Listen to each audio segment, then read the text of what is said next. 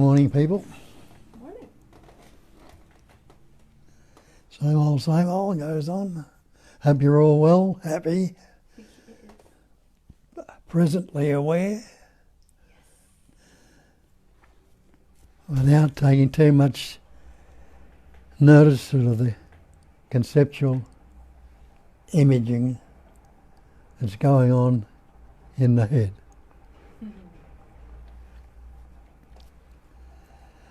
Call it Advaita, what we talk about. In Hinduism it's called Advaita, meaning non-duality. And they try to describe the non-duality by saying it's one without a second, not two, one without the other, only that. That is all there is. And that's what they call a spiritual teaching. And that's all there is spirit when you really look at it. Matter is congealed spirit. Just spirit that's seemingly solidified. Everything is spirit or essence. That's why you can say it's dreamlike. It's only appearance. It's still the one essence. They call it many different names for God. Talk about Allah, Jesus, Buddha, Shiva, all sorts of different names. And others call it simply ordinary awareness. That's this awareness that you already are.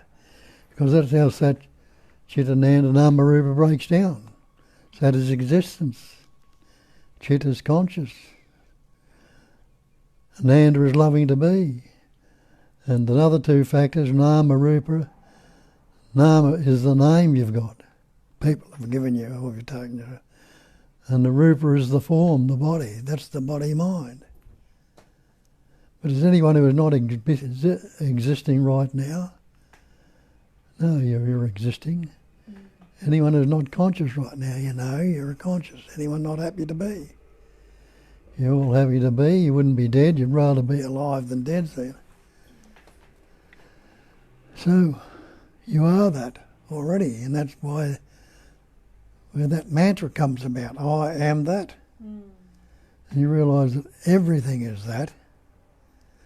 Not that you are everything, but that you are a thing appearing in thatness, the pure awareness. And that's another label for us, if you like, awareness, or God, if you like to call. Awareness is intelligence. Not the intellect, not the thoughts, concepts, ideas, but the intelligence that's expressing as that awareness that forms the planets, the stars, the earth, the seasons, the tides, the trees, the flowers, the plants, these pattern shapes and forms which we call human beings.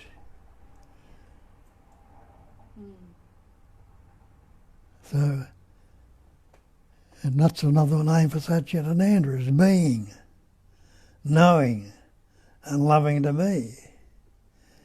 And everyone loves to be right now. And you're knowing that you are that being. And that knowingness is an activity. So awareness, you can say, is intelligence. The mind appears in it or on it. So we're not the bodies, and the body appears in all. Without the body, without the life, that awareness, you couldn't have a body. And that body couldn't blink, couldn't frown, couldn't move its arms, legs, or breathe, or beat its heart, or do anything at all without that activity, that intelligent activity functioning through it. Yes. So that's what we've lost sight of. We are the life. We are the life itself. We are that activity of life. But we've encapsulated ourselves in a conceptual image. And they tell you in Buddhism, the great perfection is non-conceptual awareness. It's awareness without any concepts going on. And that's what they call no mind, or Buddha mind, is a mind without the concepts. The concepts can be going on if they're not taken any notice of or not labelled of it. It's the mind's just about another vibrating pattern of energy appearing. That's all it is anyway. Yeah. But what would you be without it? You can only be that. You can be the absolute without it. But you wouldn't be this person, this body-mind entity, which we've believed ourselves to be. And that's the cause of all our problems. Though it's a useful pattern, shape and form to express through. That's why the mind thinking can be very useful, but it's self-destructive. And there's no such thing as mind. No thing at all. Show me your mind. You can't show me anything and say this is mind. But we say my mind. It's not bad enough believing that there is a mind. But when we make it worse and believe it is my mind, that's making it worse, because we've taken it away from its absoluteness, seemingly taken it away with the conceptuality, as absoluteness into the conceptual image of the person, the personal. Yes. Person is not reality. Person is not the actual. It comes from the Latin word persona, the mask. It is a mask of concepts or words which we put on ourselves, on that seemingly appearing in awareness. We put them on and taken it to be myself. We've taken that to be the self when it's the absolute self. Yeah. And there's no meaning with the absolute self, it's only the one self called Atman or self. But we say my Atman or my self. And we've limited ourselves. We've taken ourselves from the absolute and encased ourselves in a cocoon of concepts. And we're stuck there until something stirs, or you hear something, or there's a resonation there with something that'll say there's got to be more to life than this, because this life is full of suffering. Have moments of joyousness, and I think when that should be our true nature. You know, it's our true nature. That's the great perfection of the absolute. But no, that conceptual image is not our true nature. It is a fiction. And we've taken ourselves to believe that. And then when we move, we think we've got to get out of it. We need to become something. Try and get back to it. Or try and realise it. We don't realise we've got to try and get back to it. We've got to try and realise it, make it real. But it was real in the first place. But when we put the words and the labels on, that took away its reality. Took away its reality into the appearance, into the manifestation. The manifestation is appearance, how it appears. It's illusion. Yes. It's an illusionary appearance at that. And it's an intelligence, the way it patterns, shapes and forms, and all the variety of patterns it's shaping and forming. Bodies, mind, trees, flowers, worlds, earths, planets, stars. It doesn't imply it's suffused with innate intelligence. And it's an activity, intelligent activity. An activity is a movement. Though the awareness doesn't move, what goes on it is nothing but activity. It's seemingly movement. It appears to be a movement on it. It's a spontaneous throb or pulsation that's going on all the time and forming all this variety of pattern, shapes and forms, forming the concept of time, past, future, and it's putting the concepts of how it is pleasant, painful, happy, sad, loving, hating, positive, negative, all thought. Shakespeare told you that there's nothing either good or bad, but thinking makes it so. There was a pattern that knew or understood. And the Sagara tells you, nothing can trouble you except your own imagination. And realise what that is. Imagination, break that word imagine down to image in. That's all we're doing, we're creating mental images. There was another man who knew or understood her. Wasn't a man, he was the essence, who had recognised his true nature. And there have been many others, pattern, shapes and forms that are reached. But there are thousands that haven't. Just like when this body...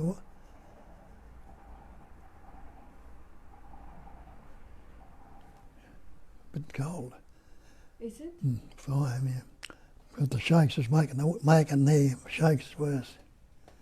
The cold. Should I put the heat on? Get the cardigan. Making this body-mind image, which is a pattern, think it's taken itself to be real, the personal.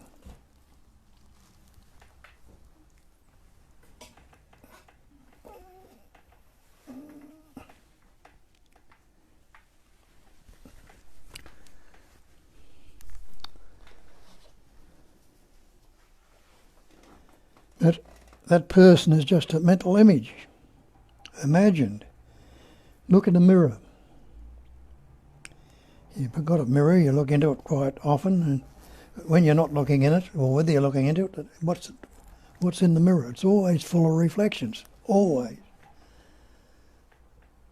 Even if you put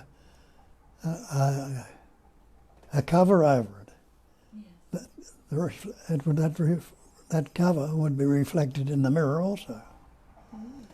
It's always totally full of reflections. Reflections are the concepts we've taken, the mental concepts. So you can't say that image is not there. You've got your image of the face in the mirror, go up to the mirror and try and grab it. You can't say it is there. You can't say it's not there, but it appears to be, and you can't say it is there. So this life that you are, you can't say what it is, but you can't say that it's not. You can't. But we use the term life is intelligence or awareness. And everything is a pattern, shape and form appearing in that awareness. And they tell you in the Gita, the sword can't cut it. The fire can't burn it. The wind can't dry it. The water can't drown it. Why? Because they're all, like reflections in the mirror, are contained in that. But that fire, can it burn itself? Can it heat itself? No. Can the sword cut itself? The wind can dry itself, the water can't drown itself. So these things happen with the seeming vibration, but there's no self-nature to any of it. Can this so-called person fix itself? It can't. It's the life essence that's doing it, patterning, shaping and forming it. It's the life essence that brought it into existence. How do you know you were brought into existence when you can't remember your birth because you had no words? People told you you were born, and then you watch other births happening and you say, I was born, it was like that. But you don't know anything about it yourself, and neither do they. And you don't know anything about it till you learnt words. At about the age of 2 or somewhere around that age, 2, 2.5, or a bit earlier or a bit later, the capacity of reasoning developed. And that's another capacity of this life. a life vibrating, and it has the capacity of reasoning, has the capacity of that functioning intelligence expressing out of it. And the capacity of reasoning developed. Yet learnt words from its parents. And learnt parents gave it a name, and it believes itself to be this name and form. I am Bob, the Australian. I'm a good fellow, or I'm not so good, or I'm unhappy, I'm fearful, I've had a bad childhood, I've had a bad life, or everything is. All these concepts are words based on past events and experiences, and if we didn't have the words, how could I say it was good, bad, pleasant, painful, and would I be dwelling in the past? I would use the memory a bit, and but I couldn't live in the past. I could imagine a future, but I couldn't live in the future. It's always happening right now. But we've taken on the idea we are the separate entities and formed this conceptual image. Now that image, me, Bob, has become the reference point, the self-centre, the ego, and everything now becomes relative to that imagined, imaged-in concept of what I believe to be, instead of seeing there is no relativity. Relativity is relationship. It is duality. And recognising it's all the one essence, there's no relationship. If I didn't put the word I and other on it, what would it be? It would be just as it is, a spontaneously vibrating pattern of intelligence, which is doing what it's doing, causing the seasons to be, and in those seasons bringing trees, flowers and things and that to life, and animals to mate, and birds to build nests, and things to form. Yes. All in this due course, in due season. But we put the concept of the seasonal on it, the concept of years, days, months, weeks. And so we got out of the sensual seasonal functioning into conceptualised ideas. And because of all this conceptualisation going on, and that self-centre takes it on and becomes fearful. It becomes anxious. It becomes happy, unhappy, distressed, depressed, angry, guilty. All this psychological spontaneous functioning goes on, causes anxiety, fear, stress, guilt, shame. And this existence, conceptual image, causes our bondage. So we've got to need to be rid of it. Kat points out that there's some questions there.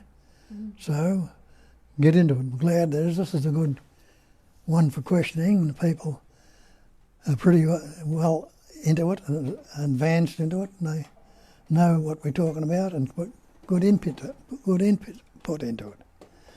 So away you go. If you've got any doubts, if you're new and got any doubts, don't hesitate to ask. Yes, so there is a comment from Rohan. Hi Bob, many of the great traditions speak of surrender as a means to the truth. Does this mean surrendering the belief in a separate self? Of course it does. If there's no self, who needs surrender? If you are the absolute, who needs to surrender? If you got to, who do we think wants to let go? If there's got to be a letting go, or there's got to be an investigation. It's all that conceptual image. Yes. It just falls into place of itself. There is the dropping of it, and you can say that's the surrender, that letting go. But when you realise that the centre has been a false image all along, and it can't let go, It can't do anything. Well, there is that natural, spontaneous letting go, not fixating on it, not keeping it there. And it was a struggle to keep it there. We had to reinforce it continually. Shishagiri says surrender is a hallmark of bhakti yoga. It is immersing oneself into the image of a personal God, in essence to be one with, surrendering a personal self with its appearance of suffering due to responsibility. If you recognise you were never a person in the first place, who needs to surrender again? I don't know. The personal there was never a person there. Yeah, I like Rohan's idea of surrendering the illusion, Yeah. false belief. It's a good one.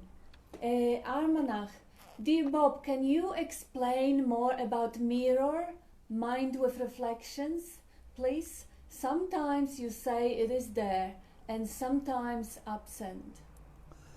The Well, mind which reflects everything. Yeah.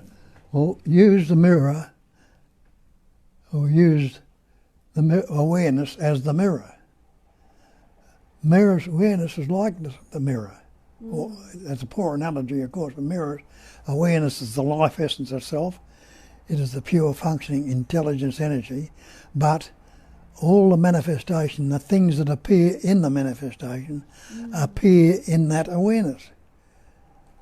Can you conceptualise something? An awareness is like space, it's empty, or like a mirror. Can you conceptualise or postulate something outside of emptiness, outside of space? What would it be in? So it's all appearing in that space like awareness. Awareness is like space. But, so it is the content of that awareness. It is that awareness, patterning, shaping and forming. But the pattern, shapes and forms are not as real. You can't say they're not there, but you can't say they are there. And all this manifestation is made up of things. You are a thing, I am a thing, the tree is a thing, the chair is a thing. Everything is things, which we put labels on. Chair, tree, flower, you and me. We've stopped those, taken those things and put labels on them and made them seem separate. Separate things. But they're not even things. Can something come from no thing? No thing, we say no thing, we think it is nothing. When you say nothing, we think it's vacuum, void, space, no, zero. But it's no thing, means it hasn't got any shape, any pattern, any form, just like awareness hasn't got any pattern, shape or form. But it is a basic screen in which pattern, shapes and forms display, and just like the mirror, it's got pattern, shapes and forms appear in the mirror. Yeah. But they haven't contaminated or corrupted the mirror. Neither have any of these pattern, shapes and forms corrupted that life essence that you are. Yeah. So all these so-called sins that you've got that seemingly have corrupted that persona, that pattern, it's never been so. And it wouldn't happen if you weren't relating to the pattern as a sin. Johannes asks, so aliveness have no center? Aliveness is all there is? Yes. Life is all there is. It has no centre. Try and find a centre. Try and find a centre to it. Try and find a centre to anything. Centre to space. A centre to time. A centre to this body. What's the centre in this body? A self-centre or reference point. It's only a conceptual image. There's no reference point. So there's, from John David, I read a wonderful pointer from Nisargadatta in Prior to Consciousness this morning. How did you reach your parents? Deliberate on that. Love you, Bob. Wish I could be there with you. Yeah, we wish you will, John, one day. What did he... Yeah, the quote is, how did you reach your parents? Parents? Yes. How did you reach your parents? Yes. That's Nisargadatta. Yeah. Deliberate on that. Yes. Amarnath, duality, separation never existed except in our own imagination. That's also from Nisargadatta. Exactly, that is true. That's what I've been saying. Yeah. That's what you can say too when you look at it. That's right. That's what you can know. Know the truth.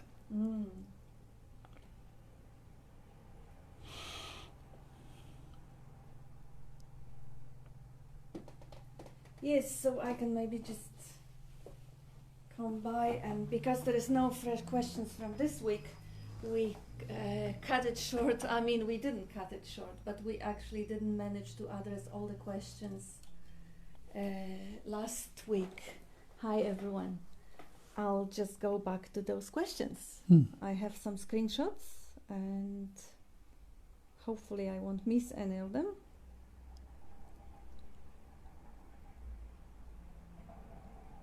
And they're starting here.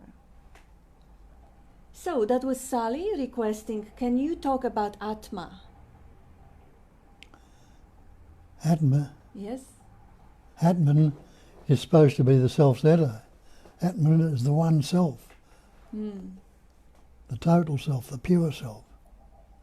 And it is, but not the personal self. It's the life essence is the Atman, or self. The awareness. Another name for that. And that is from Heyman. I am this immediacy which comes and goes at the same instance. That's why there is no time and space for the mind to grasp it. Yes, that's good. Yeah, that's good, Hyman. Yeah, that's from last week. I don't know if he's with us today. If he is, that's good, yes. Words are limited expression of unlimited. That's Amarnath quoting me. I'll just get the other screenshot. Oopsie.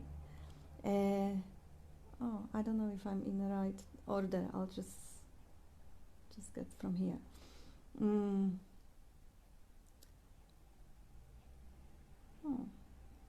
Okay, so there is a question from Cha. Why aren't we aware of all our dreams? And why do we sleepwalk without being aware? And then Rohan is saying, but how is it that we know that we sleepwalked? It is only after someone tells us that it happened that we then infer that we sleepwalked. But it is not our direct experience. That's a really good observation. And the same thing happens, any sort of a daydream, any sort of a drama, when we get entangled in the drama, there might be some parts that are shut off in deep sleep, but you haven't stopped breathing, you haven't died when you're sleepwalking or dreaming. There's but parts where it's not getting through. When I was on the grog, I used to have blackouts. Walking around doing all sorts of stupid things. And didn't know anything about it at all. Why? Because it had killed down cells in the brain, or shut them off. But the functioning was still there. The life functioning, the breathing, the heart beating, even in spite of all the abuse it was copying. Yeah. Yeah. So now I don't know if I have the whole question here. By using words, you create verbal universe. It's nothing but imagination. That's Amarnath quoting Nisargadatta. Yeah.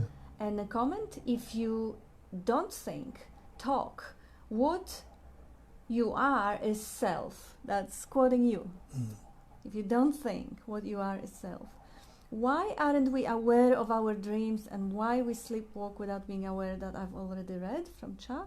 And Bill, expression can be body language, the way we look. Even looking at our pets, we often say that why are you so happy or sad? What are you so happy or sad about? Yes, it expresses in all ways. Yes. It's a natural intelligence expressing itself in all its variety and diversity. There is, it seems there is a multiple egos, one being the me in the body, and that is not real.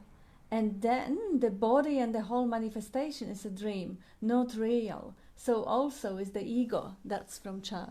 Well, can you separate the body from the total? No, they are one. It's still the total, and though it appears to be separate, it's still the total. And Barbara was saying, conscious contact is now. Exactly. Yes. Nothing is coming and going. Nothing is coming and going is you, self.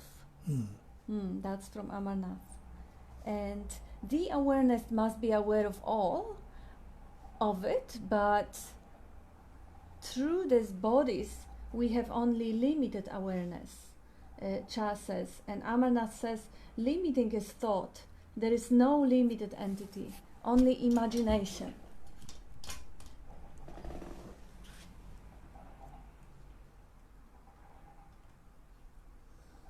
Sorry. You're not. Not sorry at all. Limiting is thought. There is no limited entity. Only imagination, mind, is completely false, like a dream. Yeah. And Johannes, who is recognizing the absolute and how? And Amarnath says there is no subject-object division, is lost. There are no two. Questioner is false. Yeah. And Johannes says intellectually is clear, the falseness is understood, but I seemingly could not leave the false self behind. You want to answer on this one? What's that? Johannes, intellectually it is clear that the falseness is understood, Yeah. but I seemingly could not leave the false self behind. No, when you understand the image in the mirror, does the image in the mirror disappear? But you know the truth about it. Yeah. When you see the sky is not blue, it still appears to be blue. The appearance will still seemingly be there. And that's what they call it, the phenomenal manifestation. And the definition of phenomena is that which appears to be. It's only seemingly so. Yeah, I would also add that saying intellectual understanding, I would say that synonymous of that word intellectual understanding is belief. Intellectually you only believe. Somebody told you there is heaven and hell. Oh yeah, I understand it. No, you don't. You believe. There is no such thing as intellectual understanding because the whole intellect is a sphere of belief. Yeah. And the Sagadatta says understanding is all. He doesn't say intellectual. Intellectually, yeah. And who was it, the yoga teacher that kicked off yoga? Maharishi Mahesh Yoga? No. Well, Yogananda? No. No, not You mean, yes. doesn't matter. But anyway, he says, Shankara? No. he says right understanding. Oh, yeah. It's the right understanding, not the false understanding. Yeah, so basically what we call intellectual understanding is what we learned from somebody else. Somebody else told us. That's what I say, It's pure intelligence, not your intellects. It's intelligence that's functioning in the universe. It's it's not your mind. There's intelligence that's living here, not your intellects. Yeah, so there is a knowing beyond the understanding of what somebody has explained. And that knowing is the knowing of existence, knowing that you are. It's nothing else apart from that knowing that you are that can be really understood, because the rest is basically just accepted. Yeah, if we explain how, whatever the machinery works, we say, I understand intellectually, but that's just learning, that's creating through believing. Yeah, well, prior to the words, that pure intelligence is there.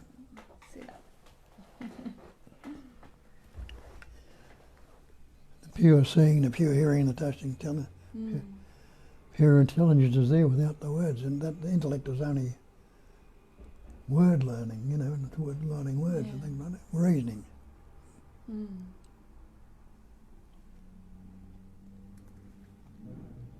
And I also get that part that, I understand, I've checked, there is no one there, but it still feels like there is someone who is speaking, who is seeing, who is doing, who is deciding. It feels this way. And for this, the analogy with mirror or blue sky. Yeah. Well, it feels like there's a sensation there. Yeah. Well, have a look. Mm. See if you can pinpoint that sensation, what that feeling is. Mm. See if you can find a centre to it or a point. And if you say, as you say, if there's a knot in the guts or an ache in the heart, it can feel very painful. But go into that pain. Make it worse. Where you're pinpointing, where is that knot in the stomach? Where is it actually? If you've got a bone or a bruise on your body, a broken bone, you can pinpoint it. Put your finger on it, it'll hurt. But when you look into the psychological pains that are going on inside you, see if you can find them, see if you can pinpoint them. And if there is, you think they're there, we'll go. And if seemingly there, make it worse. Try and make it worse. Put all your attention into making it worse. Mm. And you'll find it'll disappear. It'll dissolve. Because if you're putting attention into your mind making it worse, you're looking at it from the head or somewhere, trying to look into the throat or the heart or the belly. Mm-hmm. So if you're looking at it from up in the head and trying to make it worse, well there's no energy going into it down in the belly or the heart. It must disperse. Nothing can live without energy. Yeah. I mightn't be explaining it properly, but I did that here. No, Doesn't work. no, I think you explained it brilliantly, because whether you say, yes, just go and see, even if it feels like there's someone who is looking out, there's somebody looking out, somebody speaking, somebody deciding, yeah, really, does it really feel like there is somebody doing it? Yeah. If you really go deep to the sensation, you will see that, yes, there is seeing. Well, you say that sensation is in the body. Mm. Well, how do you know that? Yeah. Must have been looked at from somewhere else. That's right. Yeah, so if it feels that there is someone doing the seeing or someone doing the seeking, yes, just go straight into it. Who is there? The seeing is obvious, but is there really anybody doing it? Where the seeing starts? Does it really start? Where is it? What is that at the end of that process? And that's the thing. You've got that seeming thing, points or that centre somewhere or that feeling inside you. But to realise nobody can ever understand this also. Nobody can ever do it for you. Mm. You know, many people point it out, try and point it out, but unless you do it yourself and go into it yourself, it's never going to happen. You might get a so-called intellectual understanding and follow the words, oh, do this and do that, but really do it yourself. Yes. Not with the words, try it out. That's the acid test. Does it work? Mm. Put the acid test on it. Try and find the point. With all thy heart, with all thy mind, with all thy... What's that? All thy power, all thy heart, all thy mind. Love thyself, yeah. Something like that. Mm.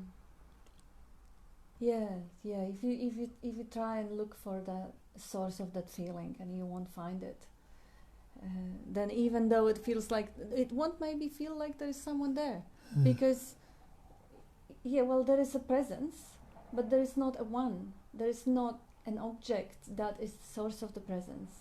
There is aliveness. There is an existence. There is a being, but that being doesn't have any location or any central point or any. It's like the thoughts appear in awareness, Mm. or seemingly on or in awareness. But if you not let the thoughts be there without focusing on them, and then what mind is there then? Yeah. That's what they call no mind. Thoughts are there, but we're not fixating on them, not attaching to them, not doing anything with them at all. And they're free to move. And like everything else in the manifestation, which is transient, the thoughts will change too. And the feelings and emotions that have been brought up by the thoughts, they will dissolve also. Yeah. It's a matter of walking the walk, doing it, instead of just learning it off by the words off and printing it. And understanding intellectually, meaning believing it. And giving a good spiel on non-duality. Yeah.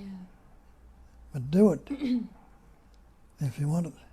Yeah, it may start in a way that I think it was in some of the pointers people said that you don't, I think Rohan was saying, you don't realize you are sleepwalking unless someone just points it out to That's you, right, because yeah. in direct experience it is always that being and the content of the being, the consciousness or awareness, the Yeah. content of it. That's right. But it seemingly feels like, yes, we do offer some different model of reality.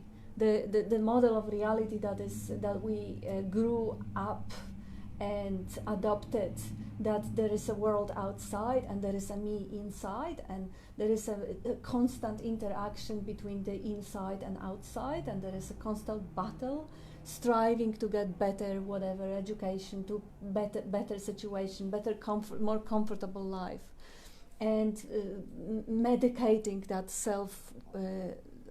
lack of self-worth, really. And a constant mediation, constant duality fight. And the model that we are presenting is just so much simpler, because there is no entity, there is no outside, inside. There is just the flow of life, flow of the energy, movement of energy.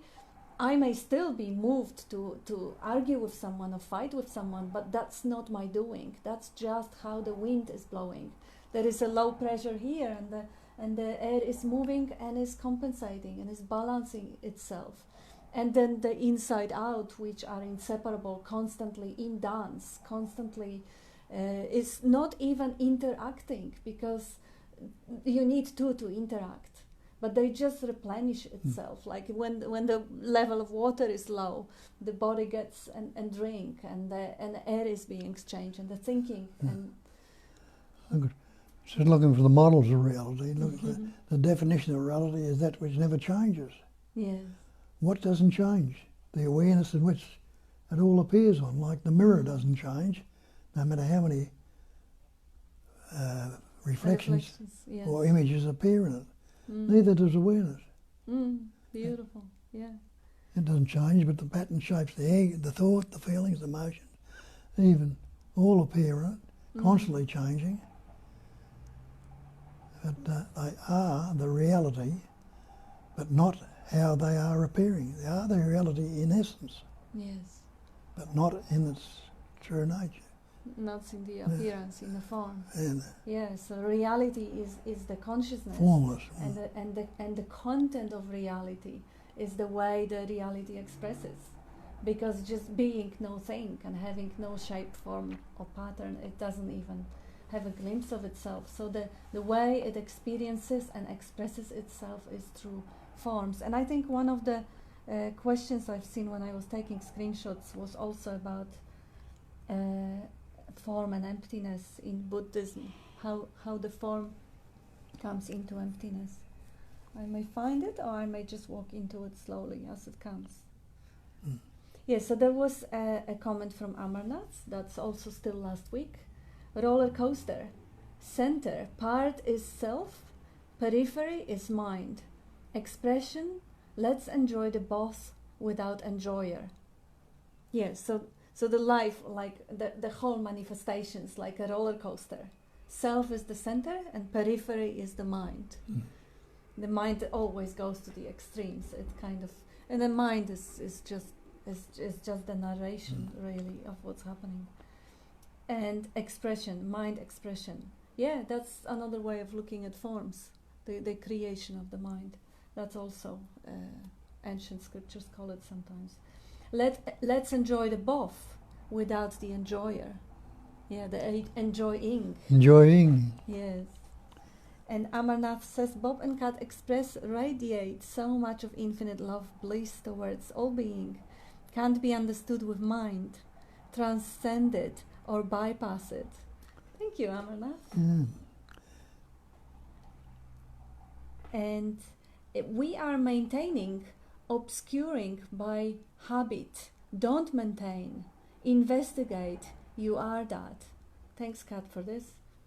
Thank you. Yeah, maintenance is so consuming, so much of the energy and so much of the tension and responsibility. And it doesn't mean that maintenance doesn't happen effortlessly when the move of the energy, when that wind blows you this way, or the river of life flows you and it appears as it. JK, I think you mentioned we don't have to discover and there is no I to resonate. So what seems to draw me into being here now? Watching, I-N-E-I-N-G. Thank you. It is that life essence which you are. It doesn't have to bring you into it. You're always in it, but it's pulling. It's letting you know in no uncertain terms. And it's moved you on from... That's what happens. It moves us. We're locked into the mind for years and years and years. And sooner or later, something will move you to say you'll resonate with something. There's a little bit more to it than this. Yeah. And follow that and it'll take you to where you've got to go. It might make it to all sorts of different things, but let it pull you where it's pulling you to. Yes. What seems to draw me? So what is it? It's a good question. What is it? What is it that makes you breathe? What is it that makes you see? If it's only oneself, it must be the self drawing itself to itself. Yeah. And you are that. Mm-hmm. Open up and realise that and stop putting the brakes on by believing there's somebody or something that needs to be drawn. Yeah, and it expresses as everything. It expresses as natural attraction, and obviously there is some attraction towards non-duality pointing, since you're here. And that attraction, where does it come from? What created it in the first place? It's the one origin. It's the one source. That's an easy answer. And Johannes? It is so close, but it is not a thing. It is unknowable. That's right. Yeah, very close, unknowable. Was there anyone on that last one? It was the last one you didn't do, wasn't it? This was from last week that we didn't read. Oh. Yeah.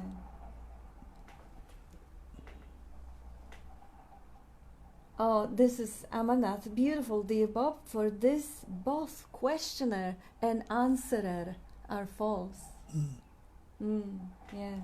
Questioning, answering is going on, but nobody does it. Nobody's on receiving end. It's just like nobody blows the wind.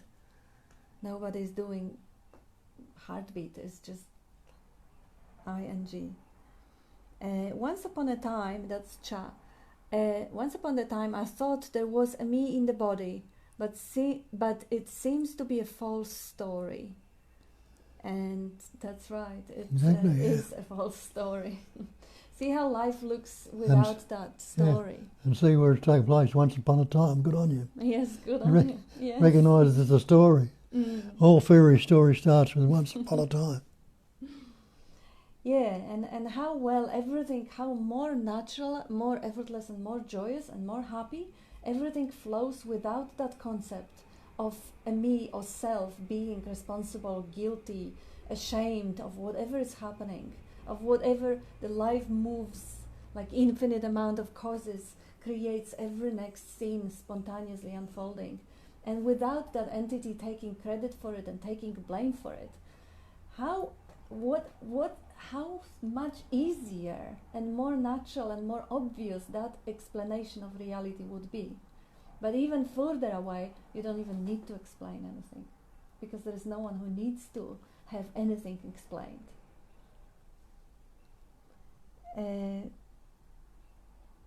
Nasser, it is neither knowable nor unknowable. Whatever you say about it, that isn't it, because as Bob just said, it is not in the mind. Beautifully pointed. I'll read it again. It's neither knowable nor unknowable. Whatever you say about it, that is not it. Because, as Bob just said, it is not in the mind. That's from Nasser.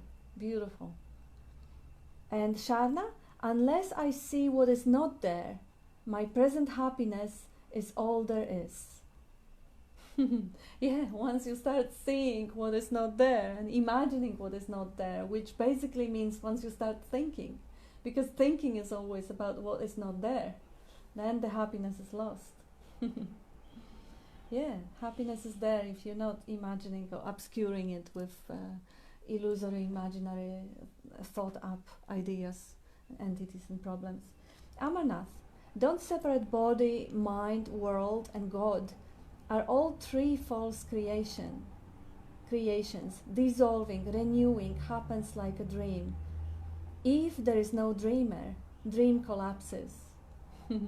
Dreamer might still go on, but there is no one to actually have anything to be said about it. Yeah, dream, yeah, it's just dreaming, like breathing, being. And Cha, I know, but we must use words to discuss the dream. God consciousness is the dreamer, we are that. Or you could say prior to the dream, prior to consciousness. Yeah, you can use the word that consciousness is the dreamer. I would still say it's a dreaming. Yeah. Well, consciousness appears on that awareness, you know. Yeah. With awareness has got no labels, no things at all about it. It's just that pure life. And then consciousness, we've got to put it into pattern, shapes, forms, and words. I'll see if we have any new comments, fresh and new comments from this one, because oh yes, we do, because my phone is not refreshing it. I'll try again. Okay, yeah, I got it refreshed now. So what can be remembered or forgotten is not you. That's from Nisargadatta. Oh, yeah. Amarnath. Infinite thanks for Cat, world, dream, universal mind is inside us, moving through ourselves as us. Oh, I didn't even know I said that. And Johannes, it was out of the Heart Sutra. It is emptiness. Emptiness is form. Oh, thank you, Johannes. Yes, that was in a last week's comment.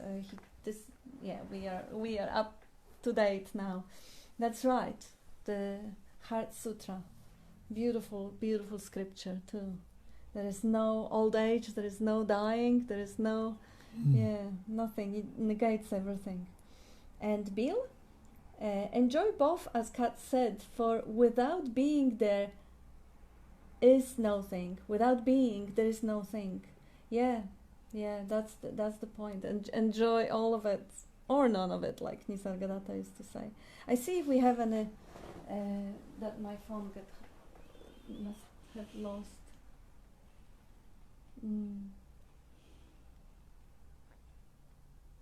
Yes, we have from Steve, Morning Bob and Kat. In the no conceptual awareness shared by all, it's late in UK and my no head will have to hit the pillow soon.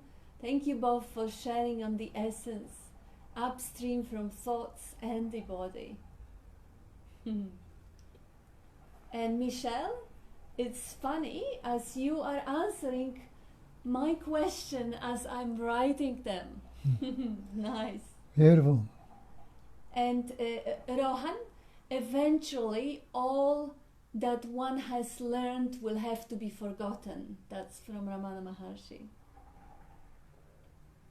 And Michelle, how do you stop or change thoughts that are causing suffering? Is there any need to, when it is said that all is God or perfect and whole as it arises? So isn't the easier to change than duality in itself? I try stop thoughts that are causing depression and focus on non-conceptual awareness. But when I start thinking again, the cycle repeats. I realize the thoughts are painting an illusion, but they almost never fail to take hold. They'll seemingly take hold, thoughts, but if you see it's the same stick, when you go up to the bad thoughts, just leave them as is. Or again, put the energy into it. How how more deeply depressed can I get than this? Try and see. Yes. How more angry can I get? But don't take it out on anybody, your anger.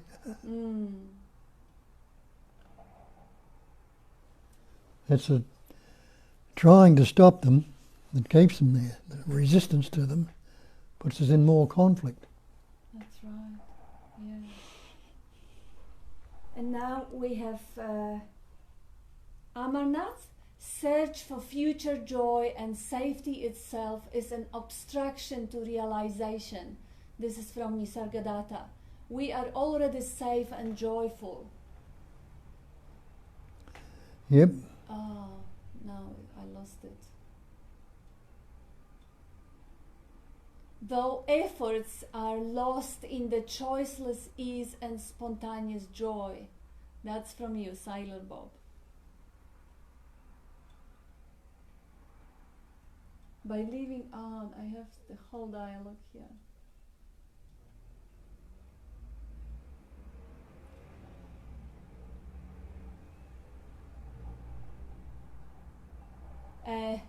Shishagiri asked, what if I fell during sleepwalking? Well, people have. Yes. And Tanya, the body is the totality. Is awareness appearing as body. That is how there is no separation, because all is awareness. That's right. That's right, yeah.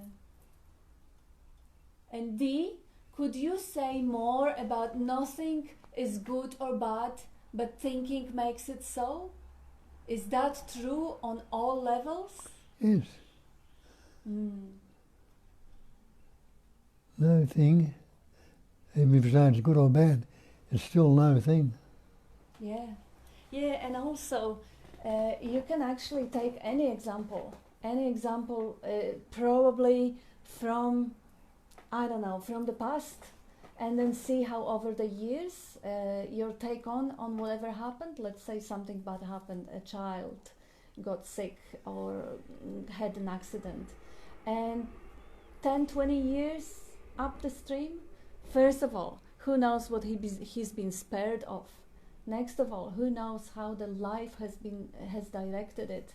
That's all speculation, but really saying that something is good and bad is equally speculative. It's equally always from taking a position from some reference point. It is good for me. Like Bob has this beautiful story about the canary and the owl. You want to tell that story, and you don't want to say it? Okay, I'll say it because it's a beautiful story. It really illustrates the point. You were living in a farm, or was it in Kalorama? In a farm, and he had a beautiful little yellow canary who used to sing his heart out every morning. So Bob would take the whole cage outside and hang it on the branch of the tree, so the canary could have a little bit of a sun and a little bit of a day. And at night he would take the cage back home, so the canary was safe. And one night he forgot, and the next morning he found a couple of feathers and a few drops of blood at the bottom of the cage. And the people who were gathering on the farm, they say, "Oh, that's so terrible, that's horrible, poor canary." And Bob said, "Well, it's terrible for canary, it wasn't so bad for the owl that had a meal." And and there is, of course, everybody knows the Chinese proverb about the guy who had the horse. Yeah. And then one day the horse disappeared, and the whole village was sorry for the guy because it was a poor guy, a poor farmer, the only horse. So that's terrible. He said, "Well, it is what it is." And then the horse came back with a bunch of other wild horses that he brought to the place. And people said, "Oh, that's wonderful." And he says, "It is what it is." And then his son, his only son, started taming the wild horses so they could work for the farm. And he fell off and broke the leg. And the whole village, "Oh, that's how terrible." And he says, "It is what it is." And then the army came and wanted to take the son to the army. So because he had the broken leg, they left him behind. And the village says, "How wonderful." And he says, "It is what it is." And the story goes on and on and on and on. So that's how everything, nothing's good or bad. Everything is just, everything is what you say it is. So you don't really have to call anything good or bad, and then it is as it is. I'll see if there. I think there is some update on my phone now.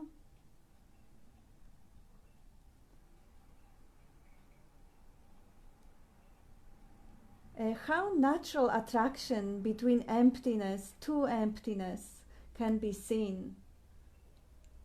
How is the natural attraction in emptiness to emptiness? If you are attracted to emptiness, that's the emptiness in you that is calling out for itself, for the reflection of itself. If you're attracted to love, that's the love that you are. That resonates. Longing. Yeah. That natural resonation. Like how does a magnet draw another? The iron filings to itself. Yeah. Is the life longing for itself. This was from the prophet. Prophet, yeah. Yeah. Children are not your children, the life longing for itself. And that same life longing for itself, it longs for itself in every single children. Like the whole world is the reflection of the children of that life longing for itself. Emptiness longing for itself is the natural attraction. That's a nice question. It's a nice thing to ponder on.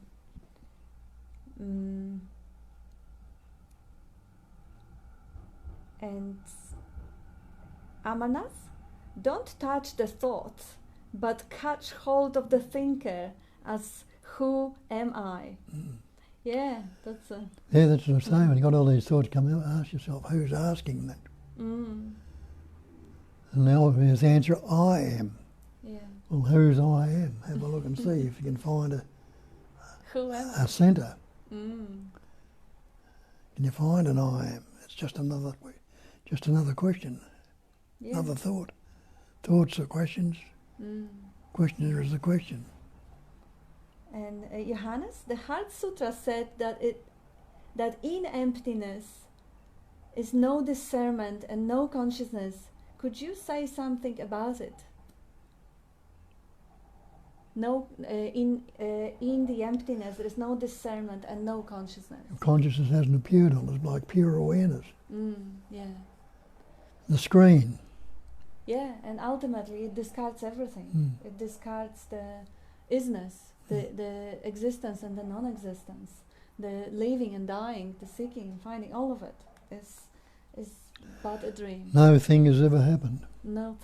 That's the essence of Heart Sutra, really.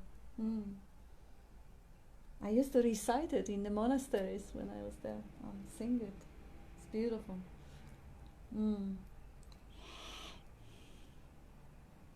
Yeah, I'll have a look before my phone stopped refreshing it. Where are we? Oh yeah, this is Amarnath. Intellectual understanding ultimately leads to experiential understanding. That's from Ramana Maharshi. Ultimately, intellect is transcended. It itself is borrowed from self. That's from Ramana Maharshi. Yeah, everything's one. Even intellect is the emanation of that That's right. one. And if it wasn't who could ask the question if it wasn't from the intellect? Yeah, that's a good question from Johannes. How to go from understanding to pure experience of truth? Well, recognition is the answer. Experiencing right now. Yeah. What are you experiencing right now? Not what you're conceptualizing as experience. Not being the experiencer or the experience. Yeah. Just be the experiencing right now. And you haven't had anything to do with it. But you know what it is. Look out the window, and I'm not saying there's a tree out there, but I'm experiencing it. Yeah. And the space that it's contained in, and then the flat behind it. Yeah. It's all there. But every time I turn my head away and look again, I see it, but I'm not saying, oh, it's a tree, it's the place, it's the thing. It's just pure experiencing. Yeah. Without putting any labels or forms on it. You know what it is. Yeah. Innate intelligence. That's a good way to point it. You know how to go from understanding to experiencing. Stop conceptualizing. That's what he just described. Look out without naming, claiming, and labeling. That's without conceptualizing. Look around the room you're sitting in now. See all the things there. Yeah. And look around them now again without putting any label on anything, and realise you know what it is. As I'm talking and listening to myself talk, I'm seeing the mirror, the pictures on the wall, the sofa, and all those things. And I didn't have to put a label on to know what they were. Yeah. Yes, it's the recognition. The truth is already present, so it just needs to be recognized and acknowledged in a way. And what's always being experienced? The being is experienced. Well, being is the same as experiencing, same as the seeing, the same as the thinking. Being is the functioning. Seeing is the functioning. I see is the conceptualizing. I think, I feel. That's relating to the conceptual entity, the person. And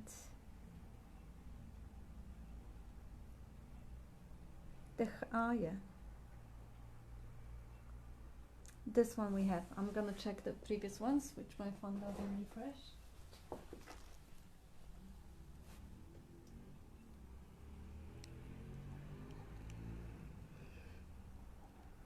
Yes, so that question that Johannes asked, how to go from understanding to pure experiencing of truth, Shishagari answered by living spontaneously, using only intuitive capabilities. And Amarnath, search for future joy and safety itself is an obstruction to realization. Nisargadatta Maharaj. We are already safe and joyful. Thought and effort are lost in a choiceless ease and spontaneous joy. That's Bob Adamson. Yeah, I think we are current, because I remember reading that one.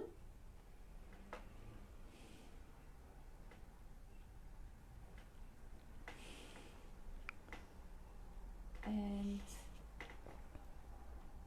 oh gosh, my phone is dead.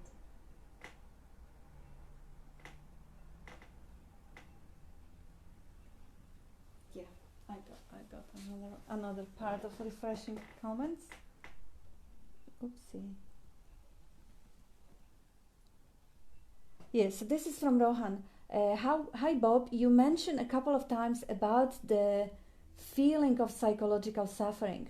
I've noticed that when feelings like this arise here, then there is nothing now that causes it. It is always in relation to something in the past or a projected future that keeps the feeling going. That's right. That's a beautiful insight.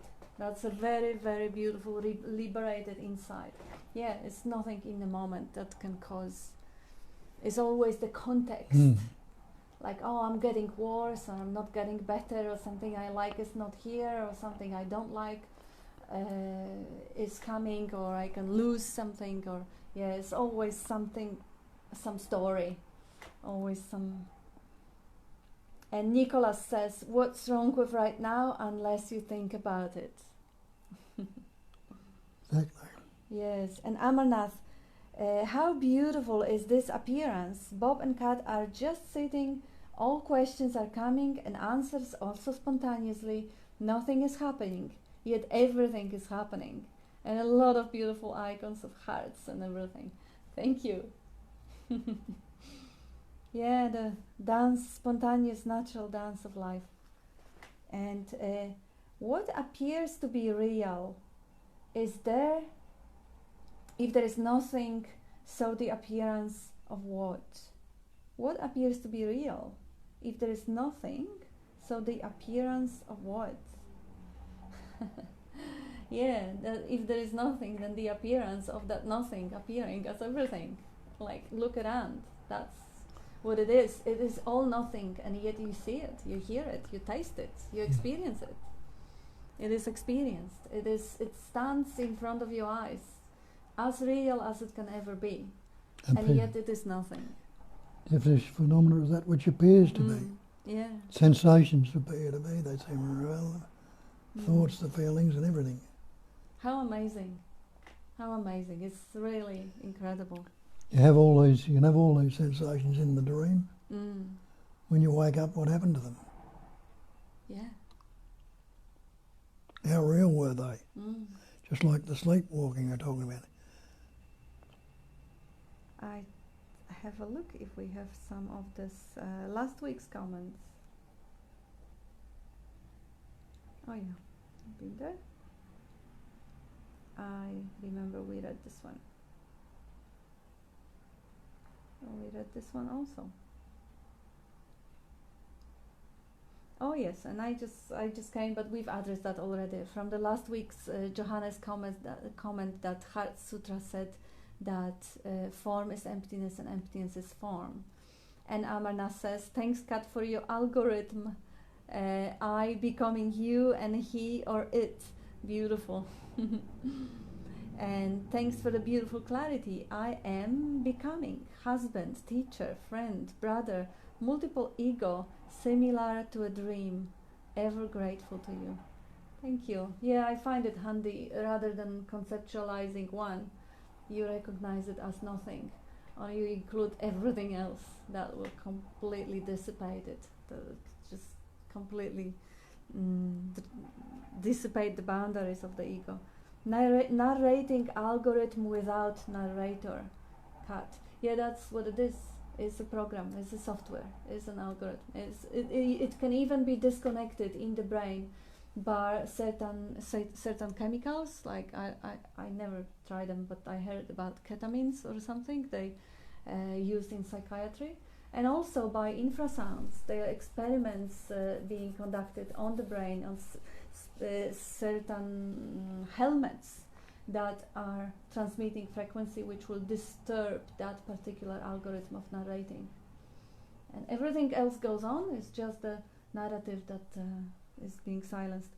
There was a book author who was sharing that this was the most blissful state of peace when she was experimenting with the equipment, in which the creativity was unobscured and it was springing out beautifully, but there was no personalized agenda or narrative relating anything to the fictitious self, because the algorithm of creating that self, imagining, hallucinating that self was disrupted. And Ben, the last hurrah for the mind, looking for unfindable distinction between nothing and something. Beautiful.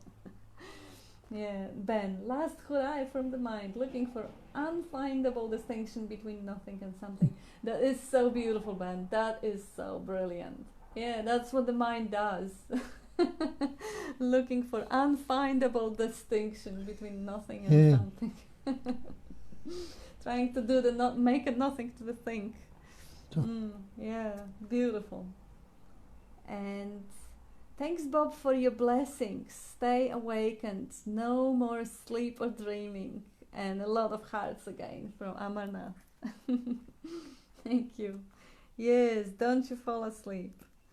To think of something, we need to limit it. Oh, I think it was a discussion that was oopsie. Wait.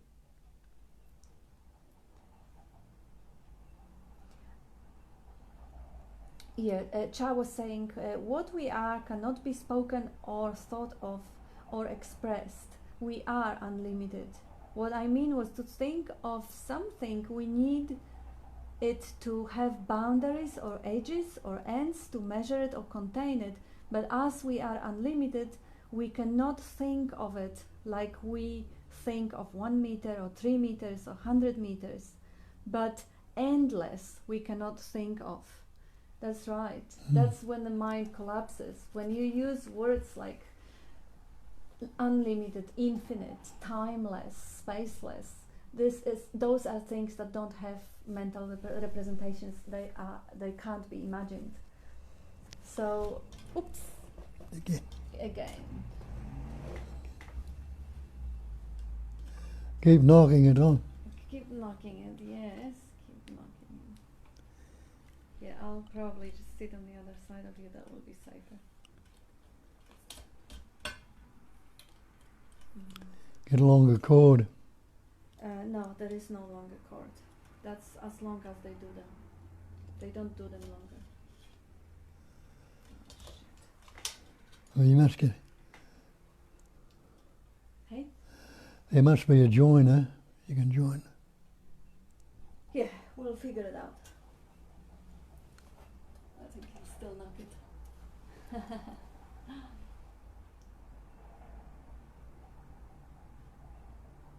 Okay, what appears to be real if there is nothing, so the appearance of what? I've been there.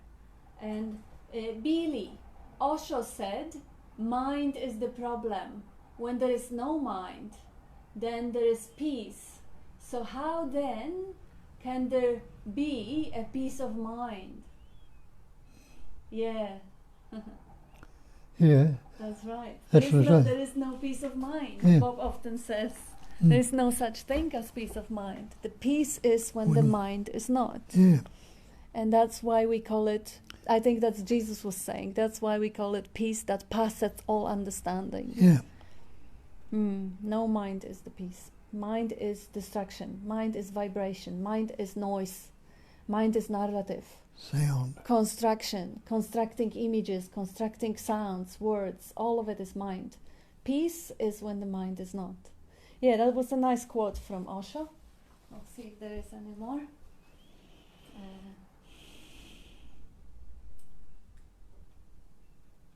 Alvaro says, thanks so much, wonderful pointers, right? Here, right now, lots of love. And Mukti says, I've got a longer cord, you can have cut.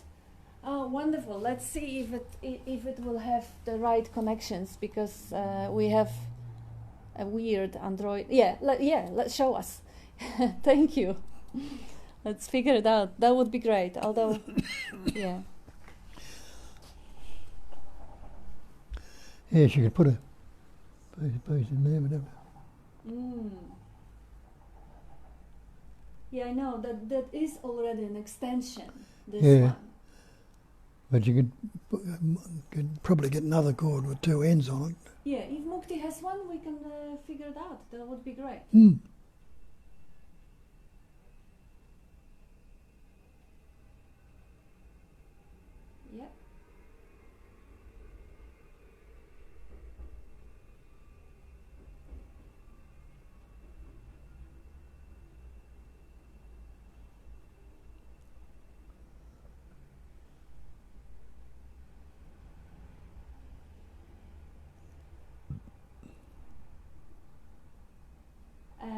Amarnath, peace is background or paper thought. Mind is script. We often miss the background. That's from Ramana Maharshi.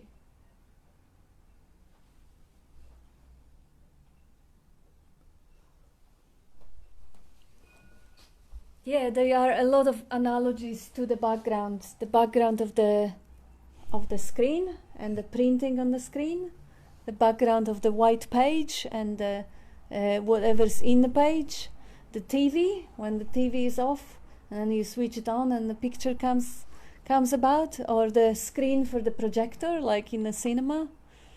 Yeah, who cares about the screen when the distraction, the noise is so attractive, the drama is so attractive?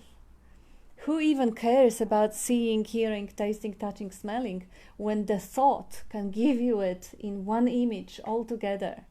So that's why we habitually fall into that addiction to the imagination, to the narrative. And that's again from last week. when Cha was saying that we are unlimited, and unlimited or endless cannot be pictured in the mind. To think of something, we need to limit it. Yeah, that's a good observation. Yeah, you can't think of anything that is unlimited. Thinker is an illusion because of non-investigation. Sailor Bob, that's Amarnath quoting you. Yeah, thinker is an illusion because of non-investigation. Only thinking. Only thinking, yes.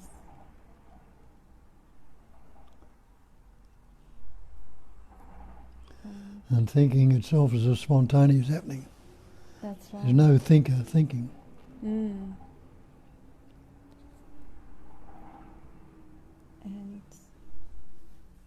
yeah, it is still not refreshing.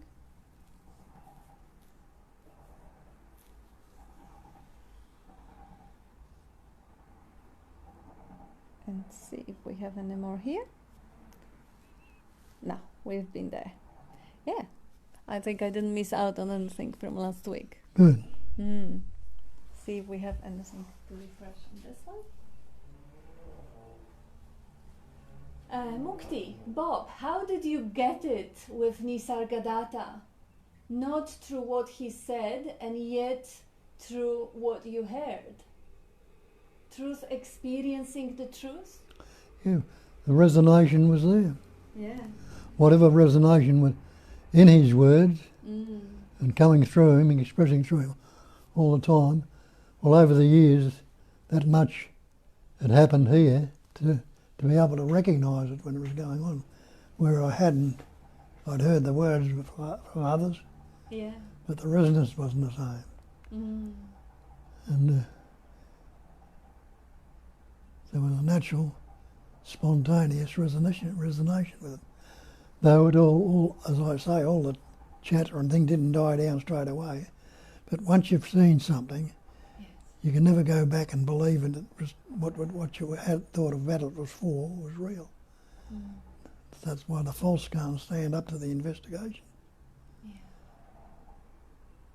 But I do love the way Mukti worded it.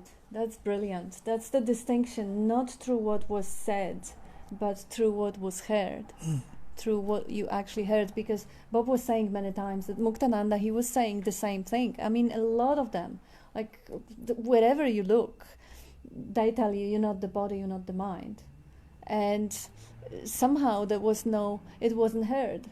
And with that transmission from Nisargadatta, the ripeness of the fruit, the frequency underlying, all of it, the whole universe, the suffering that caused Bob to go there, all of it contributed.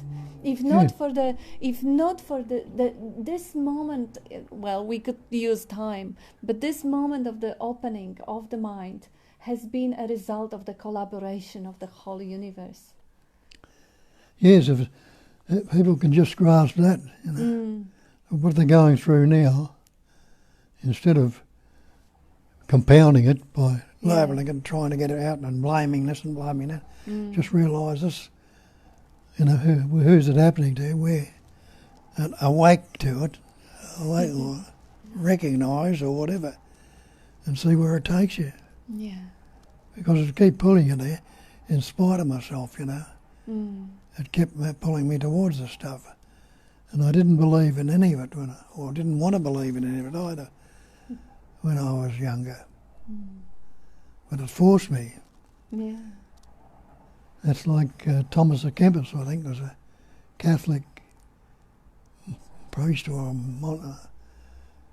monk or something or other, years and years ago. And he said, hold on.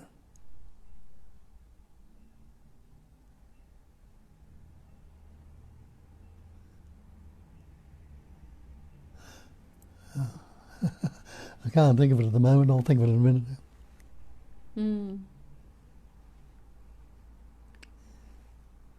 Yeah, but it takes you where it takes you. Yeah.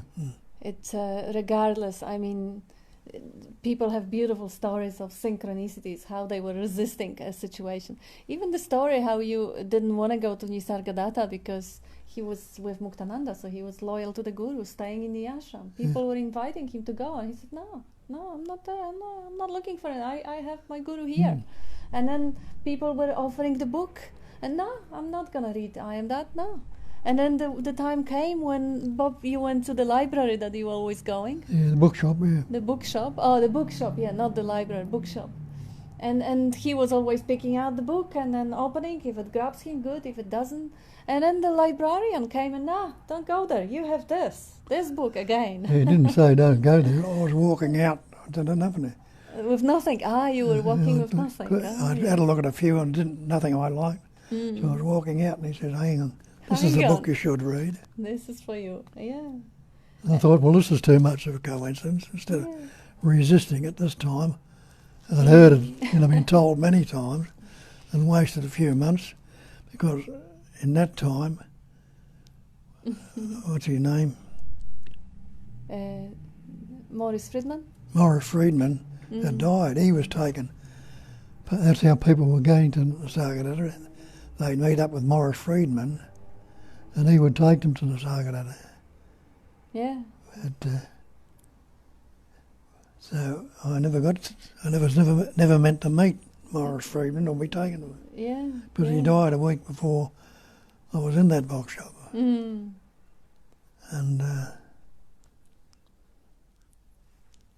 but then you brought many people to Nisargadatta after that. Yeah. Yeah. Yeah, I was the first Westerner to go to him after Morris had died. Yeah.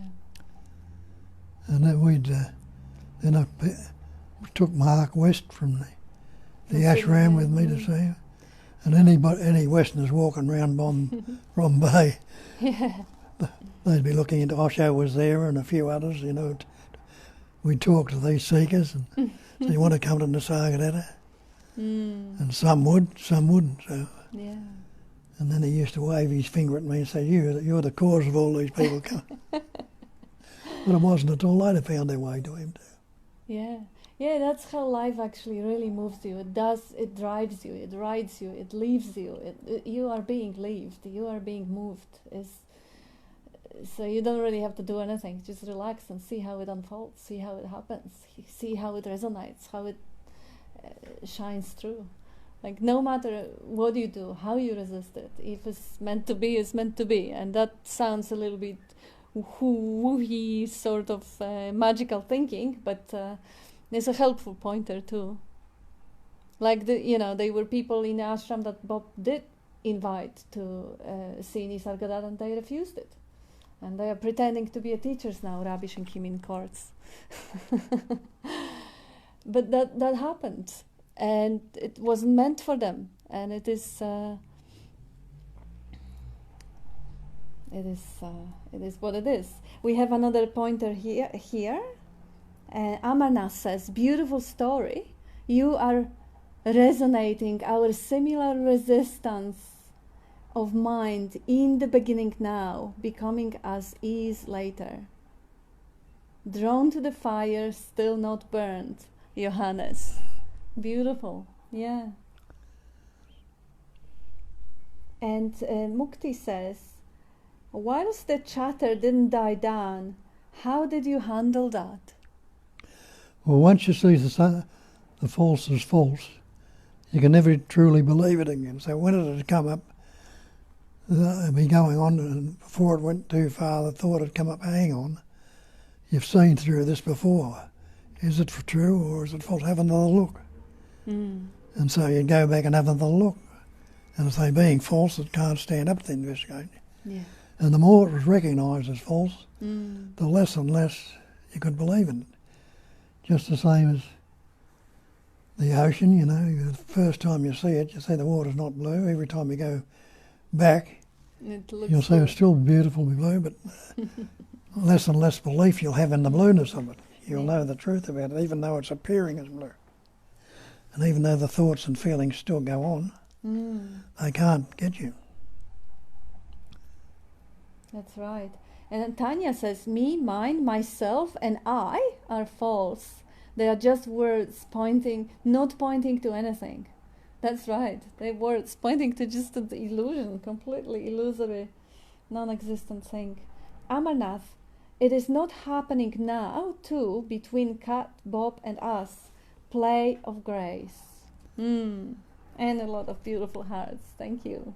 Yeah, as you can see, as I say, people listening out there Yeah. are putting in good Spin on it. spells, good Yeah. talks on it, good understanding pieces, recognising it.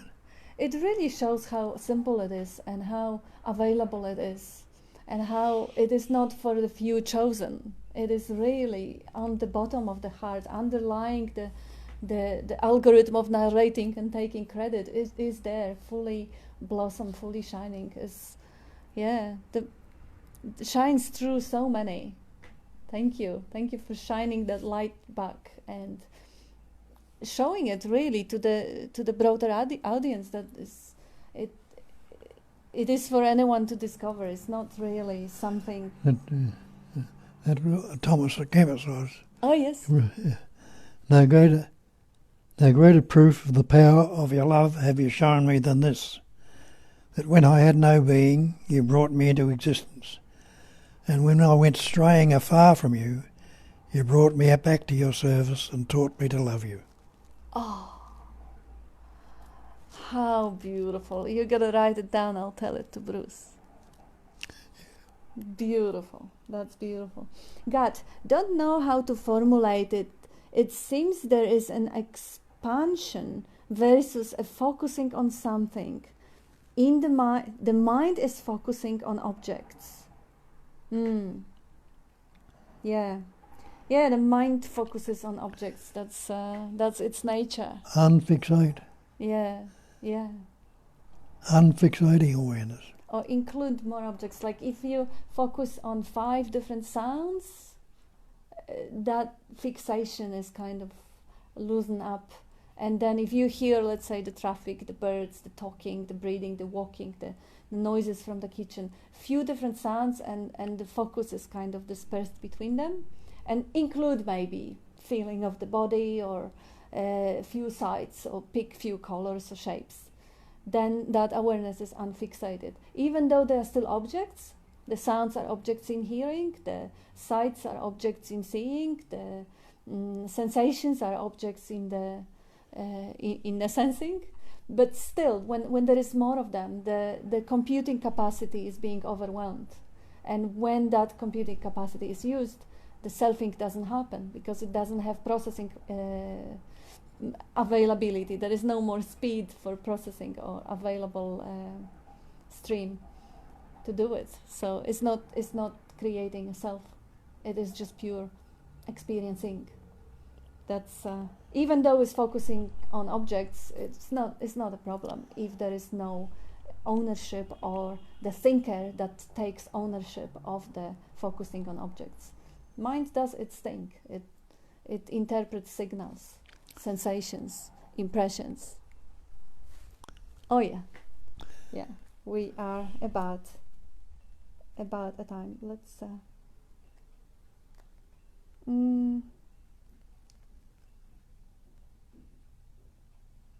Thank you, Bob and Kat and all. Okay, Kat, please share that with me too. Yeah, sure. Tell me what, I'll share it. That was Mukti. What? Anything. I'll share anything. Yes, that was just thank you messages. Oh, yeah. Thanks, Bob, for this. False is false. World mind appearance from Amarnath. And wonderful as always. Thank you, Bob and Kat from Rohan. And yes, it's a time. Thank you, everyone. Yes, thank you, everyone. Love you all. Love you all. Namo. Keep shining that light, that understanding. It's beautiful.